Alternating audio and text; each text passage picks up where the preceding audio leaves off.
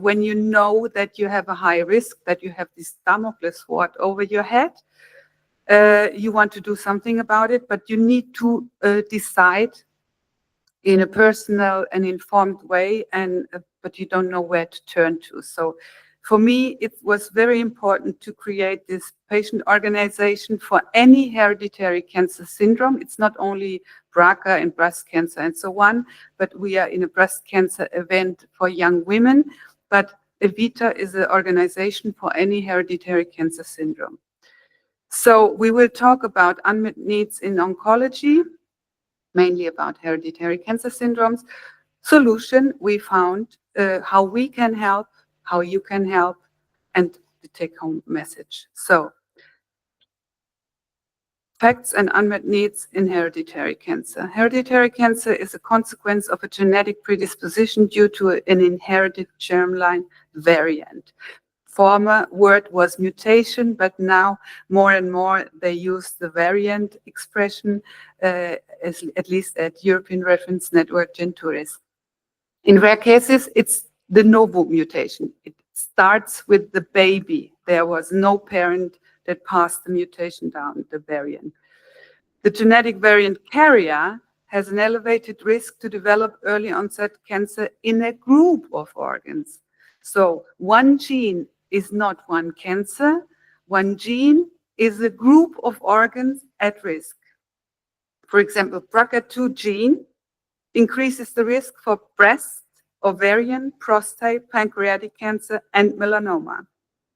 The other way around, each cancer at early age can be involved in a group of organs in the so-called panels. So you do not only look for BRCA gene in a young breast cancer patient, you want to do a panel because there must be, there are more than one gene known. Each cancer, this is not, the presentation is completely disfigured. It was not the way I sent it, but okay, I will try to. So some facts. So literature says hereditary cancer represents around 10% of all cancers. Big question marks here, because we do not have any data. At least in Portugal, our national cancer registry, there is not one case of hereditary cancer. Yay! We have no hereditary cancer in Portugal. But in fact, the coordinator of the European Reference Network Gentouris, genetic tumor risk syndromes, she affirms that only 20% of genetic variant carriers are identified nowadays. So we are missing 80%. And over 50% or more of hereditary cancer patients do not need the actual testing criteria, or they just do not undergo genetic testing for whatever reason.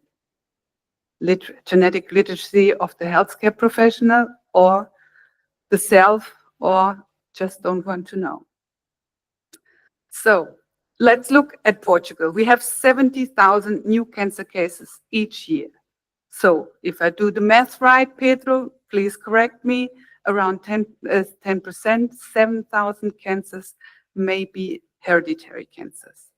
So the three most prevalent of our cancers, they already represent 40% of the whole pie, are potentially involved with hereditary cancer syndromes. It's prostate cancer, colorectal cancer, and breast cancer. If we join the fourth most frequent, which is lung cancer, that's also most recently linked to hereditary cancer syndromes. We discover each day more and more about hereditary cancer, and the numbers will rise steadily. That's for sure. We also heard we may have particular germline mutations in other regions in the world. They are just not discovered yet. So back to the facts and unmet needs. If genetic variant carrier or the healthcare provider, if they are not aware of the genetic predisposition, first symptoms are simply disregarded. And the diagnosis will delay, and Hereditary cancer actually is the cancer with the highest potential of prevention and early detection. And here we fail totally in prevention and early detection. So this is the way our organization starts. It was precisely, and we heard a lot about young pregnant women with breast cancer.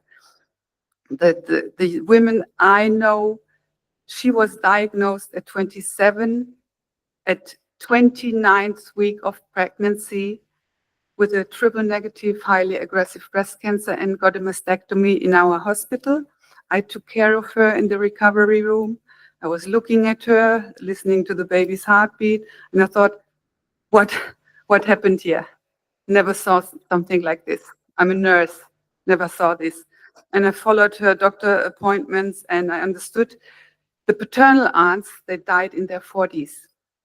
And I thought, yeah, my paternal aunts, they also had breast ovarian cancer, and my granny from that side died of ovarian cancer.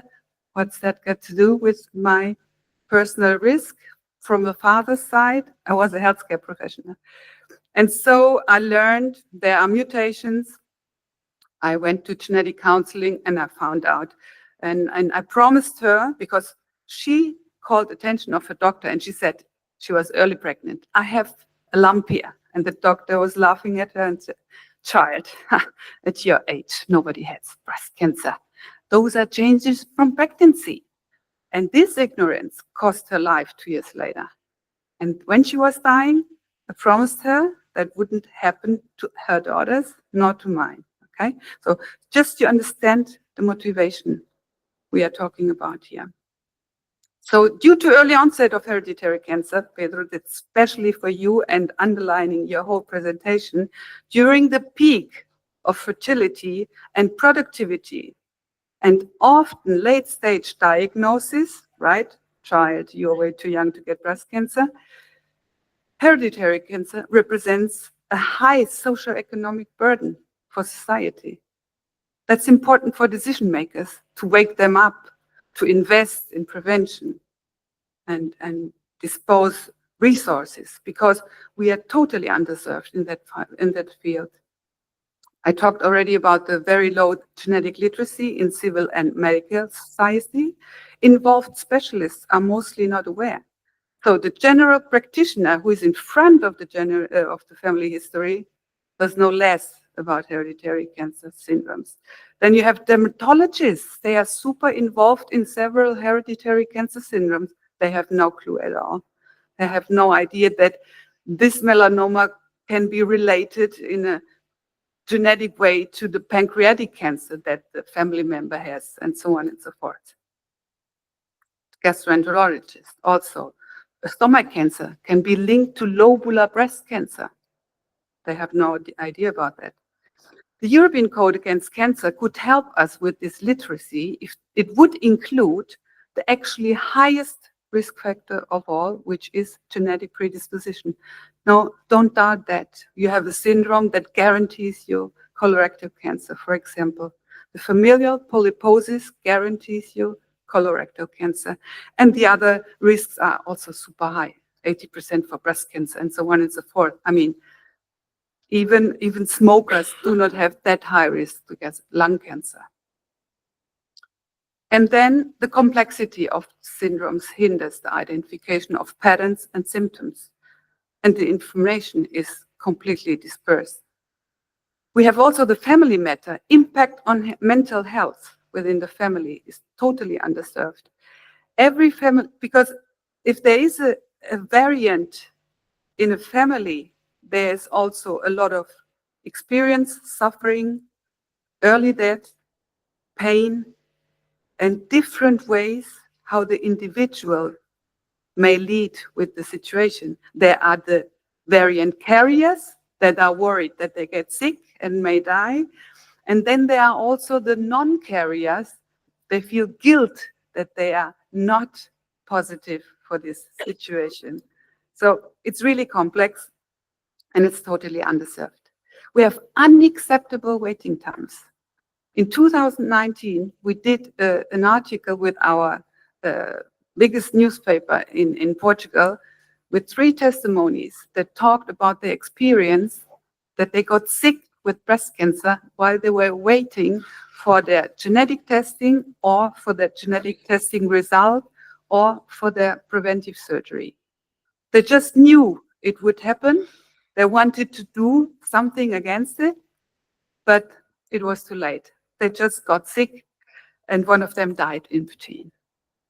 So, inequity in treatment access. We talked about this also already. We have some target therapy, but it's very expensive, so not accessible for everybody everywhere.